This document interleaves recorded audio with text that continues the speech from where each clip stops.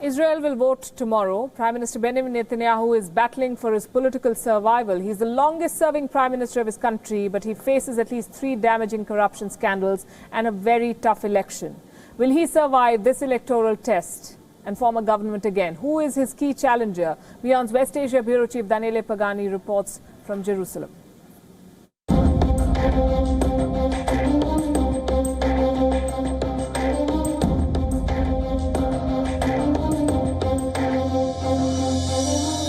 Israel is going to the polls again. It is the second time in 6 months that voters are called upon to decide who their prime minister will be. A last round of elections in April, Benjamin Netanyahu failed to form a government. His coalition of right-wing, far-right and ultra-orthodox parties managed to get the majority of seats. But when the time came to secure it, irreconcilable divisions between Netanyahu and his former defense minister Avigdor Lieberman caused the coalition to collapse. Netanyahu opted to vote for the parliament's dissolution and call for new elections. The alternative would have been a presidential intervention to give his main opponent, Israel's former chief of staff Benny Gantz, the chance to form a coalition. אנחנו ננהל מסע בחירות חד, בהיר, ובו אנחנו ננצח.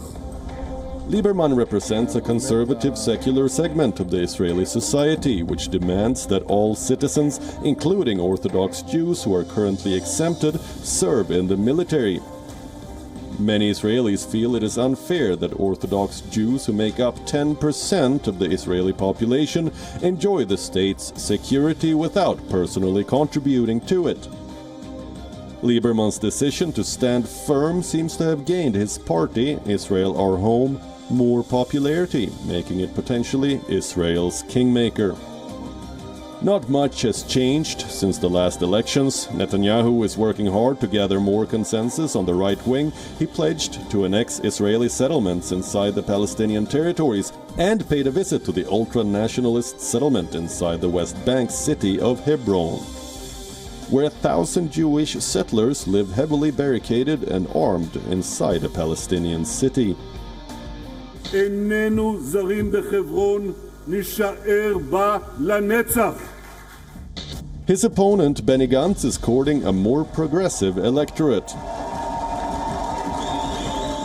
He criticized Netanyahu's decision of not allowing U.S. Congresswomen Rashida Tlaib and Ilhan Omar to visit the West Bank, and welcomed a new coalition of Arab parties taking part into the elections. Benny Gantz, a former chief of staff, heavily criticized Netanyahu's approach to Israel's security, accusing him of an attempt to politicize the successes of the Israeli Defense Forces to favor himself. For instance, when Netanyahu recently announced Israel's security plan, he unveiled a secret nuclear site in Iran. Today we reveal that yet another secret nuclear site was exposed in the archives that we brought from Tehran. In this site, Iran conducted experiments to develop nuclear weapons.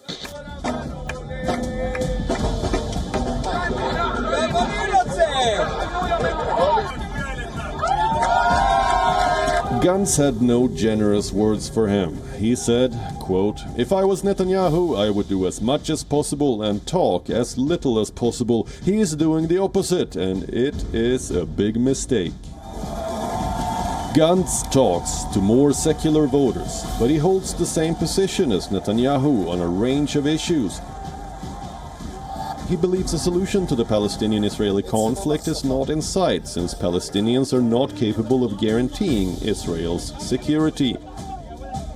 He approves the concept of Israel as a Jewish state and pushes for a zero-tolerance attitude against Hamas in Gaza, Iran and all its proxies active in West Gaza, and Israel's election challenger Benny Gantz saying, "President Rouhani, on my watch, there will be no Chamberlain-Munich agreement with your vicious regime. On my watch, there will be no appeasement.